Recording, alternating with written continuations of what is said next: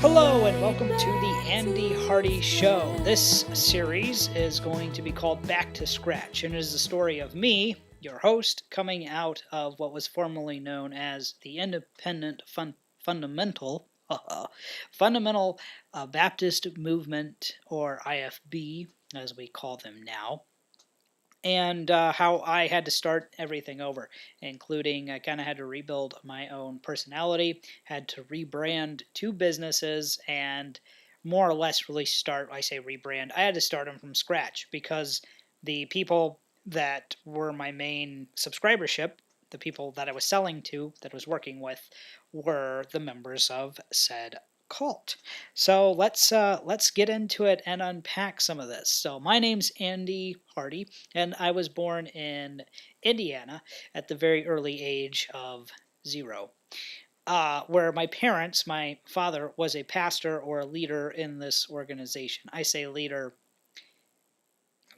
The organization is built of churches, and the head of the organization, his name was Jack Hiles, and he pastored a church with a congregation of about 12,000 people, and his Sunday morning crowd was about 26,000, or that's what it was claimed to be. So he was the informal head of the Independent Fundamental Baptist cult, just because he was the best, more or less. That's kind of how it worked out. So people looked to him, and he was kind of our pope. And he did a lot of bad, nasty stuff, and we'll talk about that later. But right now we're talking about me. So I was born just a few miles. I say a few miles. I was born about an hour and a half from where this big pastor was, and my dad pastored there in the shadow of this great church. We were involved in this cult for, well, my parents were involved for quite some time before I came along, but I was personally involved in the cult for about 22 years. So from when I was born till I was about 22 years old is when I started to kind of get my head straight, kind of out of the sand or out of my own asshole, however you want to look at it. And I began to realize that this wasn't what I thought it was, which I thought it was life. I thought it was reality, and it turns out that it wasn't reality. What it actually was a sub reality, and there was a lot of conspiracy that we believed. There were a lot of things that were not right or straight, and so to get into that, when I was about 7 years old, I was put into a private school. These were called Baptist or Christian schools, and your church, the governing body of your church, your pastor, whoever, kind of determined per church which school you used. Some of them had looser standards. Some of them were more rigid. I always went to very, very rigid schools. And I say rigid as in like you couldn't touch girls. You had a dress code. I always had a uniform I had to wear. Uh, Not really your typical private school, and the reason is because we weren't accredited schools for the most part, and what you were taught wasn't necessarily true or right, but what it was is it was all designed to validate the existence of the Baptist Church. Is probably the easiest way to put it. So all of our history was tainted. The science we learned was not factual, or half of the facts were missing. All the science that we learned, everything we learned about history, as far as the history of the world, so whether you believe in the Big Bang, however, if you believe in evolutionary or creationist format, and I know there are other formats out there, we just weren't taught about them. Because we look at evolution, the church looks at evolution as its competitor, kind of. It's like its arch enemy, it's its rival.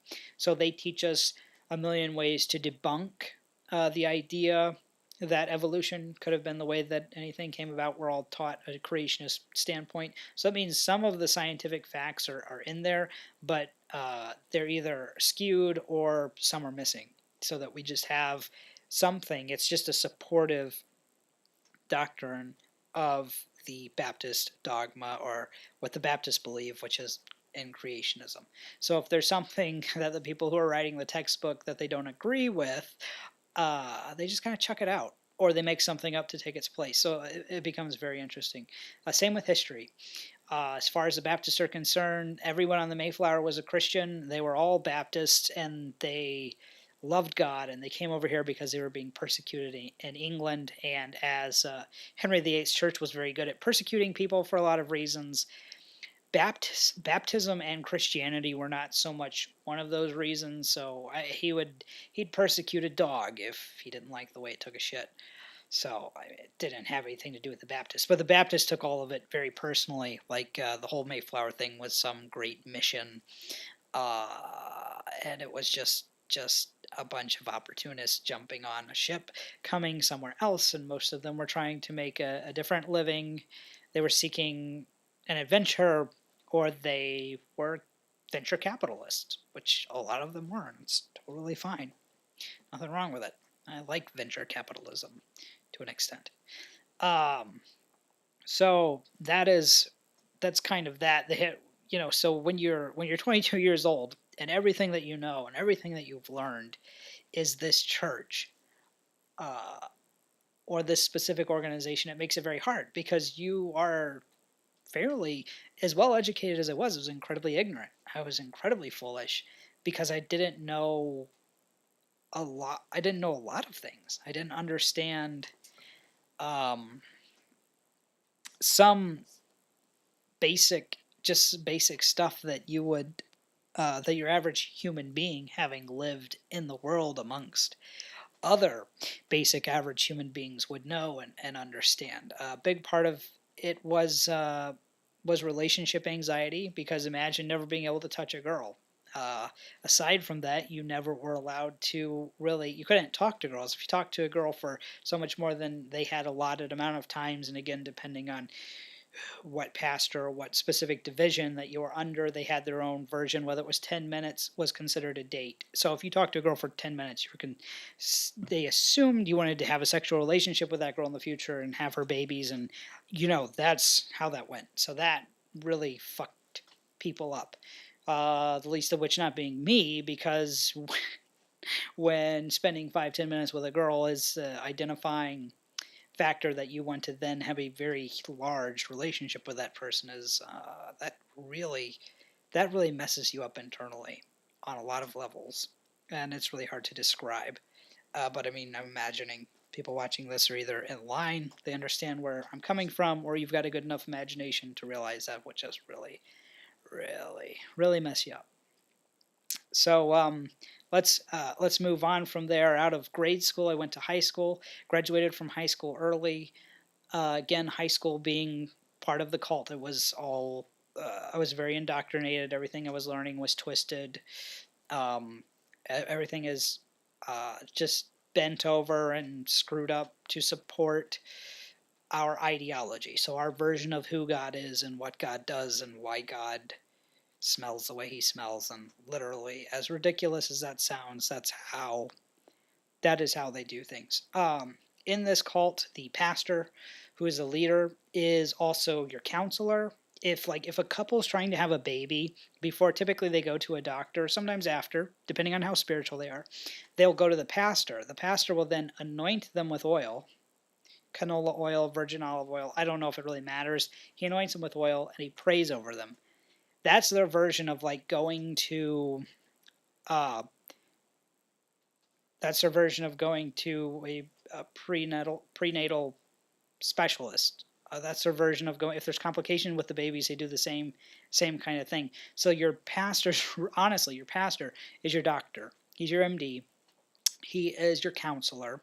He is your family counselor. I don't know, when you give someone that level of control, most people that are very into this religion, you don't make a move without talking to them. I never got a job without talking to my pastor for his counsel. Most of these guys have never, they either had a job in college, they just haven't had an actual job, and none of them had a real career in years. And so what happens is you're getting advice for a present day career or present day job in which these people have no knowledge, understanding, or experience other than what they hear and maybe see on TV or on the internet, right? So you can imagine why so many people in churches are working some of the worst underpaid jobs in the world. Because when you go into a guy who knows nothing about business and knows nothing about the job climate as it is, again, other than what he may see in passing, and you're taking his advice on where to go for work, how to get your work, uh, things of that nature, it's really jacked up. And another thing when it comes to work is you're not allowed to work with a job that interferes with your church attendance. You're to be in church 2 times on Sunday, Sunday morning, Sunday night. If there's an earlier church on Sunday morning, you're expected to be in that one as well. So that's 3 times on Sunday, and then you're expected to be at church Wednesday night, and that's the minimum you're allowed to come to church. And then the maximum, if you really want to show up, a lot of places have Thursday night soul winning. You're expected to show up for that. Soul winning is an interesting word, and we'll unpack that some other time, but it's 2 words. It's soul, as in your soul, if you believe in it or not, whatever. Winning, as in Donald Trump likes to win things, winning. And that is a short abbreviation for getting other people to go to heaven. And the more people you can get to go to heaven, the higher your stats as a Christian, or just your higher your value to that organization becomes. And we can discuss all of that at a later date. That's really jacked up as well. So you're expected to show up for Thursday for that. You're expected to show up they typically do it on Saturday as well. And the more of this stuff you do, the busier you become. At one point, me and my dad, I clocked our time. We were spending, this was when he was working full time and I was in high school, we were spending 90 plus hours a week at church. Now, he was working full time for that organization, but your average job that will match you with an IRA and will pay you a pretty decent salary and gives you health insurance, things of that nature, that I'll just say your average job that's going to actually take care of you and your family and your interests doesn't require that much from you. Now, with these organizations, there was no health insurance. You weren't advised to pay into Social Security just because, honestly, most people couldn't afford to. So there's no Social Security, there's no insurance, there's no retirement whatsoever. And so when you got to go to the doctor, you're on your own. Things of that nature. It is incredibly difficult, incredibly manipulative, and it's a monopoly. The church has a monopoly on you. Therefore, the church wants to have a monopoly on your time and your resources. And I think if you cut a lot of it back, other than the fact that a pastor and the people who work in the church don't have enough money to take care of themselves, if they were to pay into what normal people pay into for things like that, the other thing is they wouldn't have as much money to give to the church. And that's a huge thing is churches, and I'm saying churches is a very broad term, but the independent fundamental Baptist format, they're very, very leechy people. And they suck the life and the money out of everything. And the fun, too. But I know a fella who is very young. He was under 50, very much under 50, died of a heart attack, and of course he was probably spending close to 100 hours a week at that church working there. I know he had other part-time jobs, and of course he died of that heart attack, and they had no money for hospital bills, they had no money for a funeral, so they either look to, occasionally the church will raise some money, which depending on the organization, depending on the church, so it's independent fundamental Baptist, and each single unit, each single church operates kind of under its own, they have a blanket idea of how it should operate, and then they operate in their own rules. It's a little bit like Google, except they're not as useful.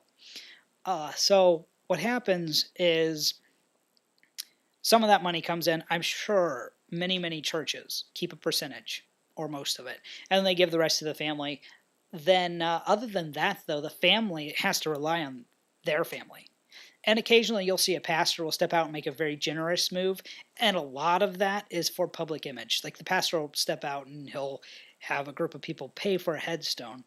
And usually it's the shittiest headstone you can buy. And I mean, if it's anything better than that, then trust me, they're going to make a big deal. And it's like a ribbon cutting. And they make sure that everybody knows how good it is because they're advertising to the community how wonderful they are. And it's all this, word of mouth type thing. There's a very huge element in this group of like multi-level marketing because they want you and they want your family, and cults tend to be that way. So, Mary Kay, no, kidding, Avon. But they tend to very much be that way as they consume you, they thrill you, they make you so excited that you go tell your family how good it is, how wonderful God is. You bring your family into the organization and they suck the frickin' life out of you. And then once they've got your kids, once you're paying for your kids to be educated, and they're expensive, undervalued. Undervalued is not the right word. They're expensive, but they're worthless. I don't know how to say that. It's like buying a flat tire. They're schools that are very expensive, and now they've really got you. They've got you hook, line, and sinker. Your kids are in, and then what they do? Then what the really big thing is they have these couples Sunday school classes and these couples learning sessions or whatever, where you're taught by a lot of times dysfunctional couples who are raised up in the church. So they get this couple who the husband could be sleeping with every woman in the next 3 counties, but because he wins 20,000 people to the Lord in a 3-year span of time, and that's a reference for another time, but he gets that many people to come to church and profess that they got saved, that they prayed a specific prayer.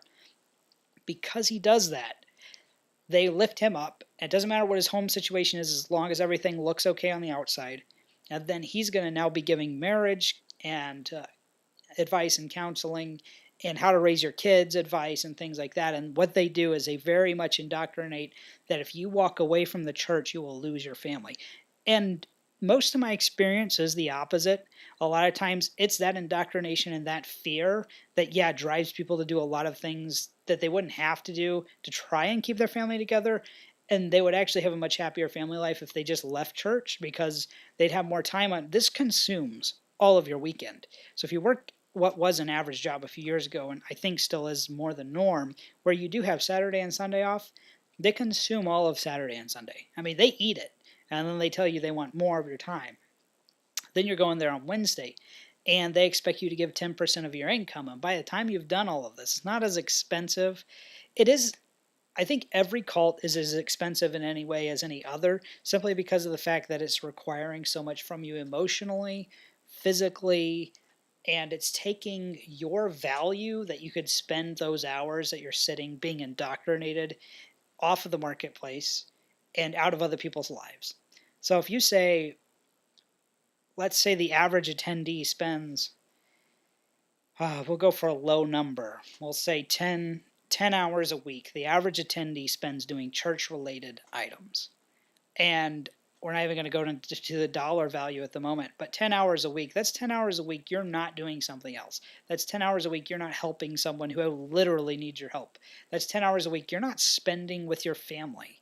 That's 10 hours a week if you got kids, your kids are watching cartoons or being babysat, or worse, probably being indoctrinated themselves or being abused by other parts of members of this ministry, and we'll get into the different facets, but most of the churches provide a nursery service or they have a children's place, and it's, trust me, this is sketchy as it gets in some of these places, genuinely sketchy.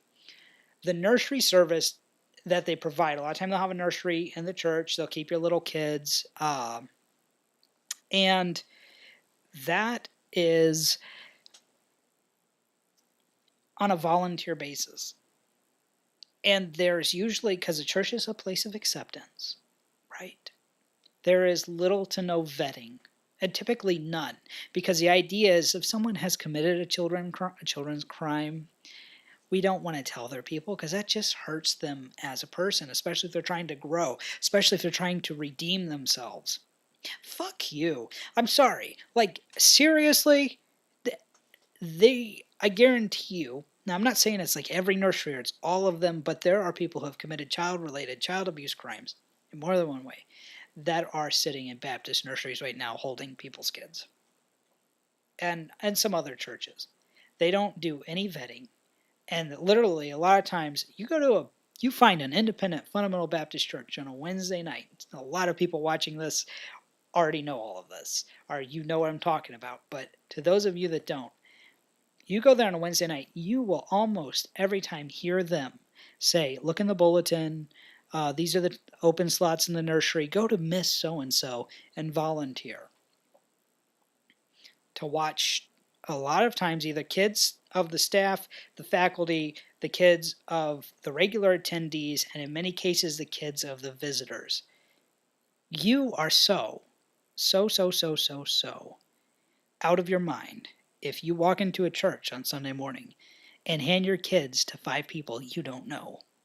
And beyond that, half the people in the church don't know anything about, and beyond that, who haven't been vetted for anything in any way. There's more vetting gone into the average McDonald's job than there is into the average IFB nursery worker. Because they're like, oh, yay, someone who's willing to help. They don't even think twice about it. So there you go. That is a genuine mess. There's so much luggage to unpack here, but I'm gonna do one episode at a time. I'm gonna stick with. I don't know how long these episodes are gonna be, so as you can imagine, I was raised in all of that. Had to come out of all of that. Had to re-identify myself about the age of 22. I left in between the ages of 22 and 25, and I guess this is an early introduction to what this is, to how it works, how much time it absorbs of your life, and then imagine as a child, as a young adult, having had my creative abilities absorbed, having have had all of my free time in school absorbed, so I didn't have time to really work. I didn't have time to discover myself, which meant by the time I left this cult, I had been giving it thousands of hours of operating time a year just to show up, to be a member of it, and a lot of it out of guilt. And so, yeah, I mean, you can imagine that I was pissed off, but I was also very behind in a lot of ways. And so, yes, there's a huge amount of rediscovery, learning who I was, having to then move my business, having to build a business in reality, which was what it was. So yeah, that's where we're going with this. I'll unpack some more luggage next time I see you. Even this has been very therapeutic for me. I hope you're enjoying it. If you're having a good time, leave some comments. If you hate it, leave some comments. Go somewhere else, or keep watching. I mean, if you hate it that much, keep watching. I don't care. This is going to piss a lot of people off, but I'm okay with that. So I will see you guys next week right here on the Andy Hardy Show. God bless America, because the Baptists aren't doing